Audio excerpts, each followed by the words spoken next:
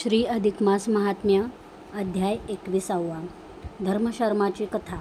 वाल्मिकी मुनी दृढधन्वा राजाला म्हणाले, हे राजा, स्मितविलासिनी अप्सरेची कथा श्री विष्णूंनी लक्ष्मीदेवीला सांगितल्यावर लक्ष्मीदेवी म्हणाली, भगवंता, आता मला अधिक मासातील स्नानाचे महत्त्व सांगा आणि त्या पुण्याईची एखादी कथाही सांगा.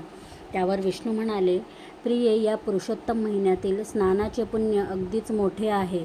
या महिन्यात महिनाभर दररोज नित्यविधीपूर्वक स्नान करणाऱ्याची सर्व पापे नाहीशी होतात. या महिन्यातील स्नानामुळे सर्व देव प्रसन्न होतात. जरी हे स्नान केले तरी सकल तीर्थाच्या स्नानांचे पुण्य मिळते. 12 महिन्याच्या पर्वकाळ स्नानांचे पुण्य लाभते. शक्य असेल त्याने गंगा स्नान, प्रयाग, संगम स्नान, सरस्वती, गोदावरी, नर्मदा वगैरे नद्यांवर स्नान करावे. अथवा घरी स्नान करताना गंगेचे, यमुनेचे व हा मंत्र म्हणून स्नान करावे. त्यामुळे घरच्या घरी तीर्थस्नानाचे फळ प्राप्त होते आणि नित्य नवे तेज प्राप्त होते. आरोग्य लाभते. अधिक मासातील स्नानामुळे देवांना देवत्व प्राप्त झाले. ऋषीमुनी तापसी व पवित्र बनले. अनेक पाप्यांचा उद्धार झाला आणि अनेकांना मुक्ती मिळाली.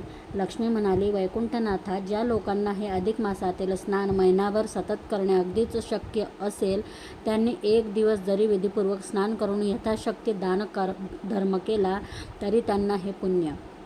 भगवान विष्णू हसून म्हणाले, प्रिये, या थोर पुरुषोत्तम महिन्यात एक दिवस जरी विधियुक्त स्नान करून यथाशक्ती दानधर्म केला तरी त्याला पुण्य हे मिळणारच.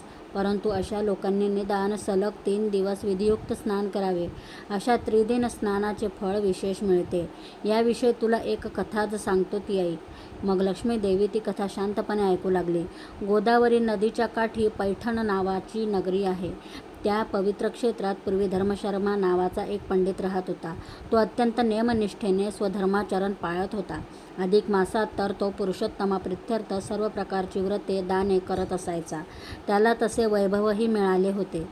असे अनेक अधिक मास त्याने पाळले होते. परंतु पुढे तो म्हातारा झाला. त्याच्या अंगात शक्तीच राहिली नाही. अशा वेळी पुन्हा एक अधिक मास आला. यातील व्रते, दाने करण्यास तो असमर्थ होता. तरी पण त्याने विचार केला की या अधिक मासात काहीतरी निदान 3 दिवस गंगा स्नान मी करणारच. त्याचा तो दृढ संकल्पच झाला. मग एके दिवशी तो अगदी भल्या पहाटे उठला आणि कसा तरी रखडत रखडत गोदावरीवर गेला. तेथे त्याने स्नान केले. त्यामुळे त्याला एक प्रकारे नवा उत्साह प्राप्त झाला. सत्य संकल्पाचा दाता भगवंत असतोच. मग दुसरे दिवशीही त्याने तसेच स्नान आटोपले. अखेर 3ऱ्या दिवशीही तो गंगेवर गेला, स्नान केले आणि परत घरी येण्यास निघाला. तोच काय नवल, अगदी भल्या पहाटेच्या त्या अंधार उजेडात धर्मशर्मापुढे एक भयंकर भूत येऊन उभे राहिले.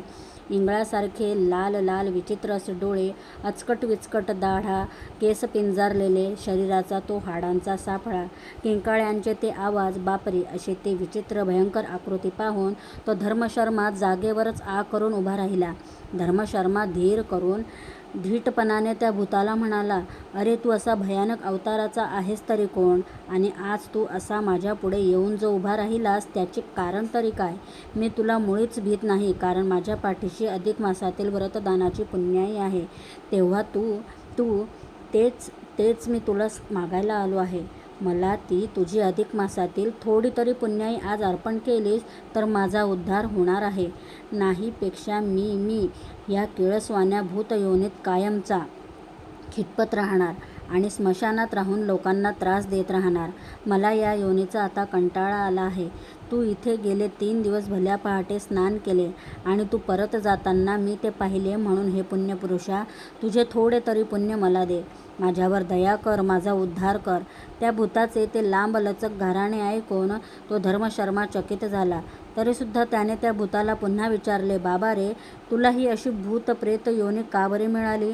तू पूर्वी कोण होतास आणि ते मी तुला आता सांगून उपयोग काय? मी पूर्वजन्मी अत्यंत वाईट माणूस होतो. नाही, ती पापी मी केली. शेवटी मरणानंतर अनेक यमयातना भोगल्या. त्या नरकातून मला आता या भूतयोनीत येऊन हे असे फिरावे लागते. तर हे धर्मात्मा, आज तू माझा उद्धार कर. तुझे थोडे तरी पुण्य मला दान कर. भूताच्या त्या विनंतीमुळे धर्मशर्माला त्याची दया आली आणि लगेच त्याने आपल्या कमंडलूतील गंगाजळ हाती घेऊन त्या भूताच्या हातावर सोडले. ते दान करताना धर्मशर्मा म्हणाला, मी अधिक मासात हे जे त्रिदिन स्नान केलेले आहे याचे पुण्य मी तुला दान दिले आहे, हे घे. आणि काय आश्चर्य, ते पाणी हातावर पडताच त्या भूताचे रूप एकदम पालटले. तो एक दिव्य पुरुष झाला. त्याने धर्मशर्माला वंदन केले आणि तो स्वर्गात गेला. भगवान विष्णू म्हणाले, लक्ष्मी, या भूताच्या उद्धारासारखी आणखी एक कथा तुला सांगतो. ती कथा पुढे 22व्या अध्यायात ऐकावी. अधिक मास महात्म्यातील 21वा अध्याय समाप्त. 21वा अध्याय ऐकल्यामुळे तुमच्या सर्व इच्छित मनोकामना पूर्ण होतील. जय श्रीकृष्ण.